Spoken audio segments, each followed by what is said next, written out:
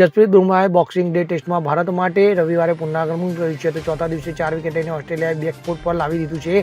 બુમરાહે Travis હેડને out કરીને test ક્રિકેટમાં પોતાની 200 વિકેટ પૂરી કરી હતી. તો આ સાથે તેણે ઇતિહાસ રચ્યો છે. ભારતીય બોલરની એવરેજ વેસ્ટ ઇન્ડિઝના દિગ્ગજ બોલર મેલ્કમ માર્શલ, જોએલ ગાર્નર અને કર્ટલી એમ્બ્રોસ કરતાં સારી છે. તો બોલિંગ એવરેજ દર્શાવે છે કે બોલર પ્રતિ વિકેટ કેટલા રન આપી રહ્યો છે. તો ઉલ્લેખનીય છે કે જાન્યુઆરી વર્ષ 2018માં ડેબ્યુ કરનાર જસપ્રીત બુમરાહ ભલે ભારત માટે મેચોની દ્રષ્ટિએ 200 વિકેટ લેનારો સંયુક્ત રીતે બીજો સૌથી ઝડપી બોલર હોય, પરંતુ બોલની દ્રષ્ટિએ કોઈ પણ ભારતીય બોલર તેની બરોબરી કરી શકે તેમ નથી.